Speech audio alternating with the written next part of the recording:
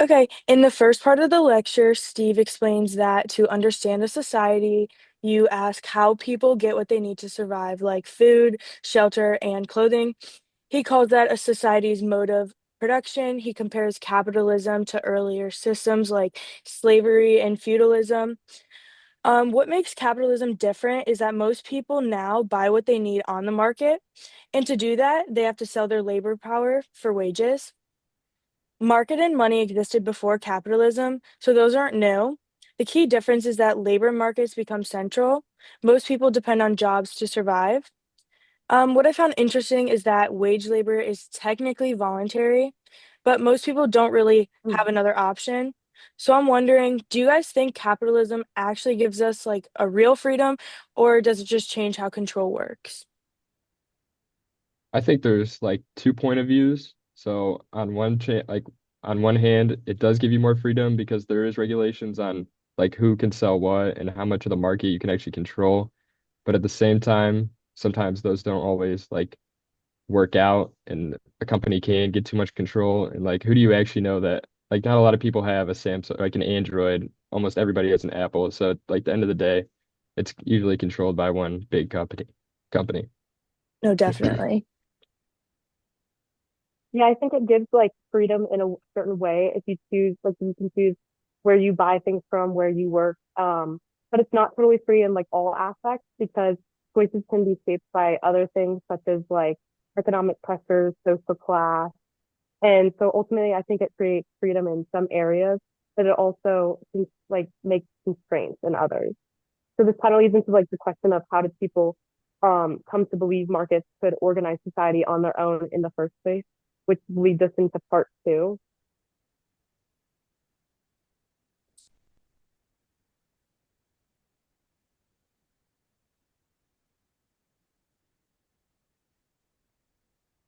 So as markets developed, many believed society no longer needed like these rigid hierarchies or things like kings or strict classes. So because markets relied on individual freedom, voluntary exchange, and legal equality, some thinkers argued that strong government control wasn't completely and totally necessary.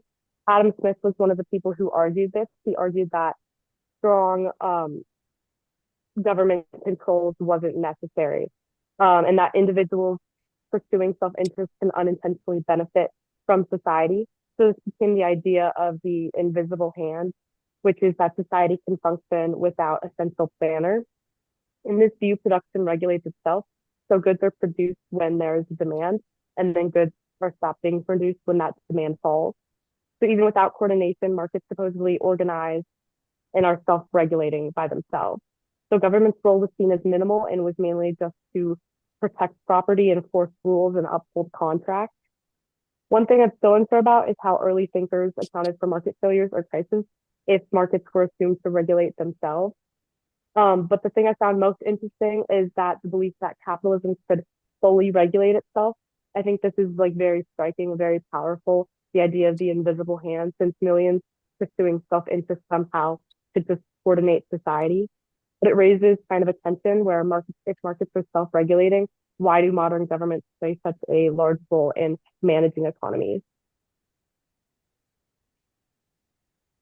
So I would say for the government regulating kind of goes back to trying to keep competition like healthy. Like they don't want one big overarching company that has control over everything and that it just helps the economy stay competitive and keeps prices down and keeps the economy fair.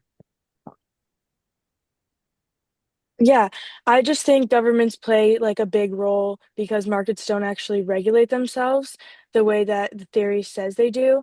Like in real life, companies have too much power, like people don't have perfect information, and there are a lot of inequalities. So that kind of leads into my part three section where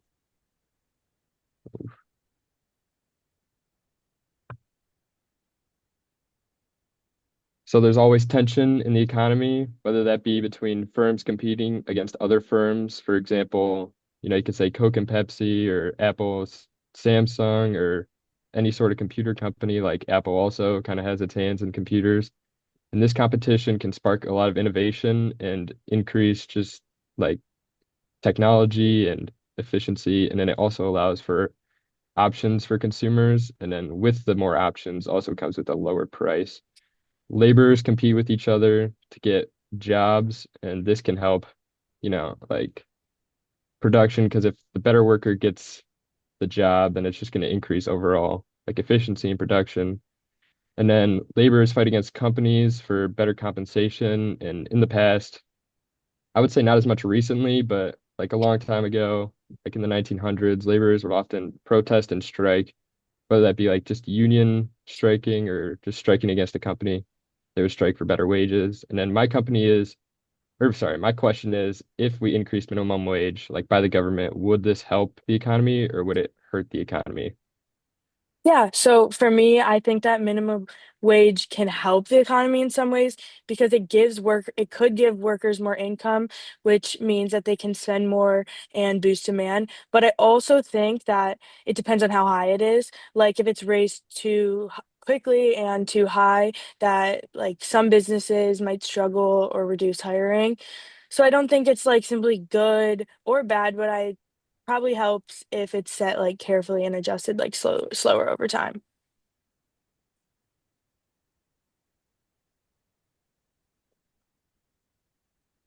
Okay. Um, I'll go on to part four. If I can't switch the slide. Okay. So in part four, Steve talks about the consequences of capitalist competition because firms are always competing. They're pressured to lower costs and increase productivity, which drives constant technological innovation. But that same competition also creates instability. Industries rise and fall, jobs disappear, and communities change. He describes capitalism as creating both massive wealth and constant uncertainty. I think we can see this with automation and AI. It improves efficiency, but it also creates job security. And I'm curious, do the benefits of innovation outweigh the instability it creates, or can regulation help reduce some of that instability? I would say probably at the end of the day, innovation would help the economy more than it makes it unstable. And like obviously we've had the system for over 100 years and there's problems, but like we're not falling apart. Like there's always been like recessions and there's always going to be ups and downs, but there's never been something that's been so catastrophic that it's like wipes us out. Yeah, I think innovation can bring major benefits like better technology, advancements in medicine, and a lot more. But it isn't always positive. I think it can create some instability through job loss, these market bubbles, and inequality. So the key issue here is how innovation, I think, kind of is managed. So like inputting regulations, since regulations can reduce instability without totally stopping innovation and preventing practice or exploitation. So this kind of raises the question of how do like how whether markets are really capable of regulating themselves like the early thinkers believed they were, such as Adam Smith, or do the realities of modern economy show us that regulation isn't just optional but necessary? This kind of leads into my part. So I think this connects to the invisible hand, which is the idea that self-interest in competitive markets leads to the general good. So regulation isn't necessarily needed. But modern economists are a lot more careful with that idea. They argue competitive markets can create efficient resource allocation. So which is not necessarily fairness. This is called the Pareto efficiency. So no one can be better off without making someone else worse off. So efficiency doesn't really equal equality in this. It's one person could have everything and it would be considered efficient as long as it's not taking away from someone else. True competitive markets require strict conditions. So there must be a lot of buyers and sellers, perfect information, rational decisions, and then a frictionless exchange. In reality, these conditions don't really exist that much. So we often lack like a lot of information. Some real world examples of this are that there's technology companies like Google and Amazon that are like dominating markets where there aren't many sellers in this situation. when it comes to student loans and housing markets, there are high friction and barriers when it comes to entry. And then consumers don't have perfect information when it comes to healthcare pricing. Because of this, the state stepped in with labor laws. So this is showing that perfectly self-regulating markets don't really exist in the real world. One thing I'm still unsure about is how economists measure the Pareto efficiency in complex real-world economies. And then something I found surprising from this was that the economy can be considered efficient even if one person is even if it shows different efficiencies from fairness.